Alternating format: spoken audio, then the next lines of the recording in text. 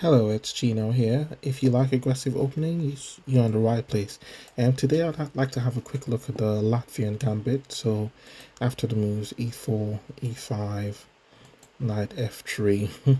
And yeah, this is interesting and try red pawn to f5. Well, yeah, this defies so many opening principles. I don't even know where to start. I mean, the first thing we see here is that two black pawns, both black pawns can be captured. I mean, there are a few options for two main options for white here. Pawn takes f5, which I sometimes play in blitz. But I think the better move and the one I'd recommend is knight takes e5 because it reduces black's chances. Um, yeah, in this position, black has at least three main tries. So the main line, which we'll look at today, is queen to f6. But just before we look at queen to f6, is worth noting or looking at some of the alternatives. So knight f6 is a good starting point. I mean, if we just go back a move after knight takes e5, the immediate threat here is white's threatening queen to h5 check. And if pawn to g6, then knight takes g6 would be possible. So to address this threat of queen to h5 check, black would usually play knight to f6. But then, in super aggressive fashion, which I recommend here, white can just continue with bishop to c4. So already, there's a threat here of knight to f7, threatening to win both the queen and the rook. Yeah, I mean, yeah, this is a very, very double-edged position. So in this position, believe it or not, it's been played a few times. Black plays queen to e7. Just trying to get some counterplay on the e file and ignoring this threat. White's actually advised not to go for this alignment, knight to f7. I'll just show you a quick line. So for example, after queen to e7, knight to f7 would be met by queen takes e4.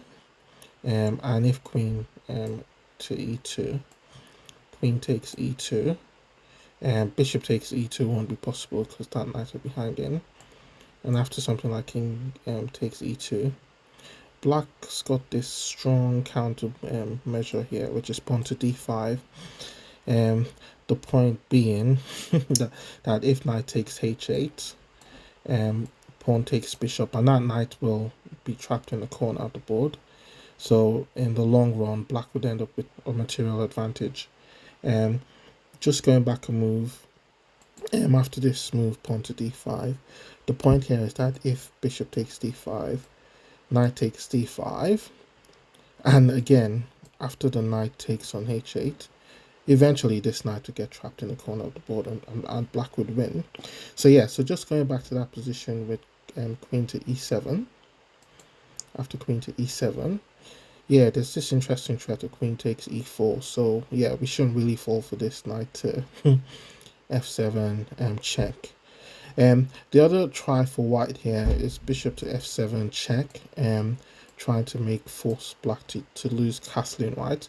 But I think the problem with this is that now white has to do something about this knight, and if this knight were to move, this bishop would fall. So again, not a move I would recommend. Yeah, so the correct response after this move, queen to e7, just going back to the position, is to play pawn to d4.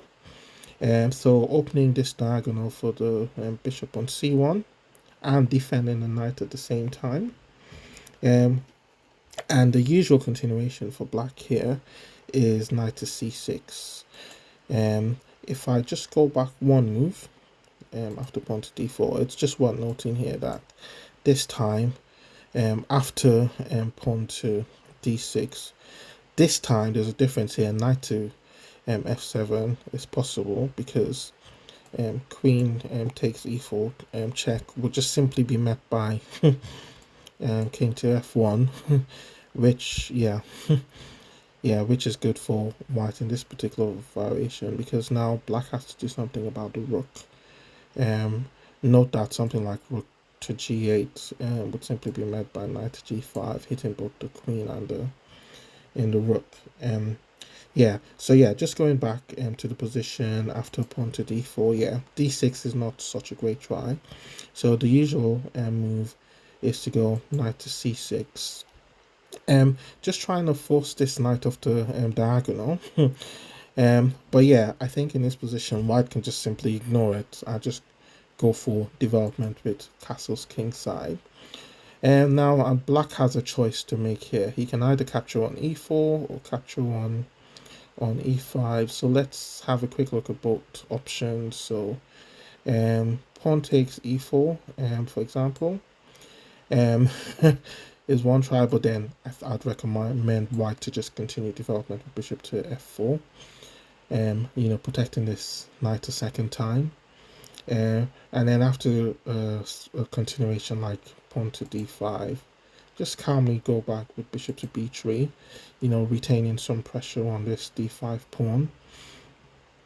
Black may continue bishop to e6, just defending this pawn. But after something like bishop to a4, we see there's a threat here. White's threatening to win a pawn.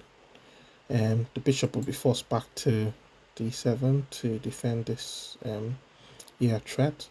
But then c4. I mean, anytime you're ahead in development, it's always good to start an attack, either in the center or directly on the king if possible. But here this central counter strike is quite strong. The point being that after pawn takes e4, sorry, oops, I didn't mean to do that. The point being that after pawn takes e4, white will just c4. White will just calmly play knight to c3, just continuing developing. I mean, if we look at this position quite quickly here, we see white's completed his development, has the king tucked away in the corner of the board. Usually a good sign. And black's, hasn't developed the king side. Usually a good sign that the better developed side has an advantage.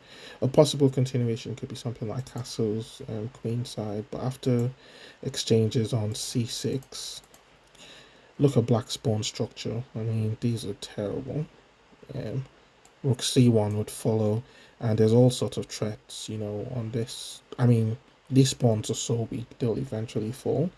So I won't spend too much time analyzing this. If we just go back to the position after white castle king side, and we just looked at the option with pawn takes f4, and we've just seen how white gets a big development lead and an advantage. The other try is knight takes e5, but I think after pawn takes e5 and queen takes e5, white can just play pawn takes f5. The immediate threat here is rook to e1, threatening to win the queen.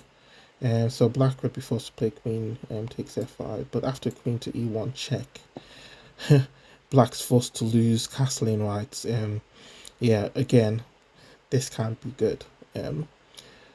For the black pieces, sample line can continue something like knight to c3, just continuing development, bishop c5 with a threat of queen takes f2 check or bishop takes f2 check. But then after bishop to e3 and bishop takes e3, rook takes e3, again we just see this same concept. White so far ahead in development than black, and this often just by playing natural developing moves, black would find himself in a very difficult position. Okay, so going back to the key position after in the opening after knight takes e5. So we just looked at knight f6 and the lines that follow after bishop to c4. The other alternative to try and deal with this immediate threat of queen to h5 check is to play queen to f6. And I think it's probably worth following a game between Sanchez Huerga and A. Nichols from 2013. This was a correspondence game.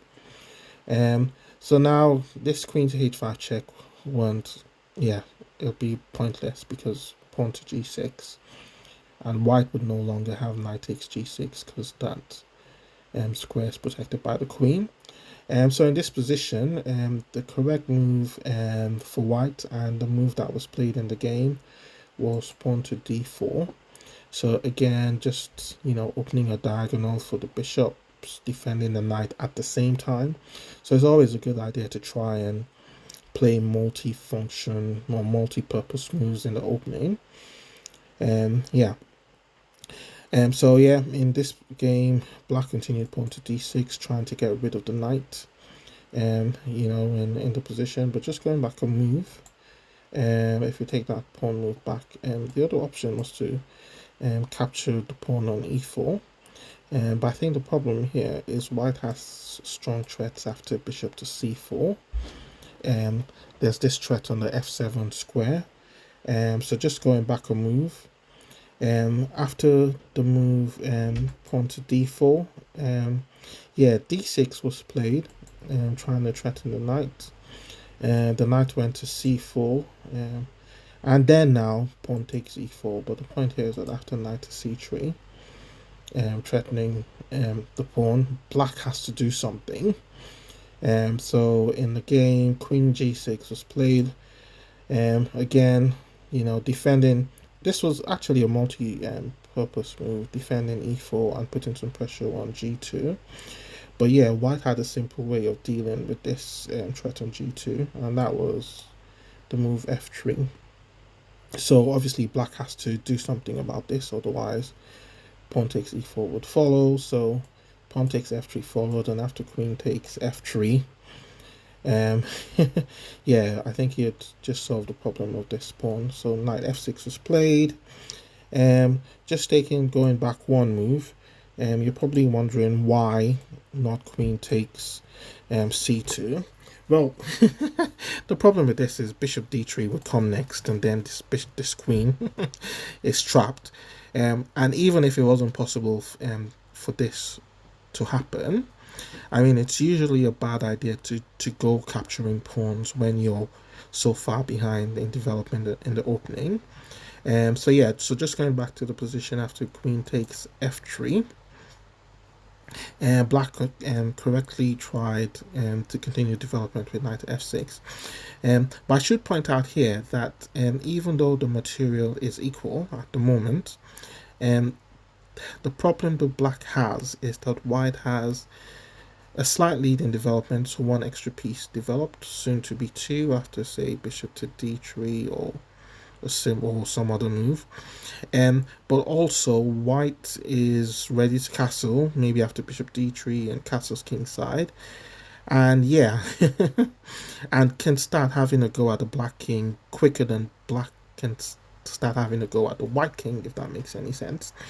Anyway, after knight to f6, in this game, Sanchez Huerga played knight to e3.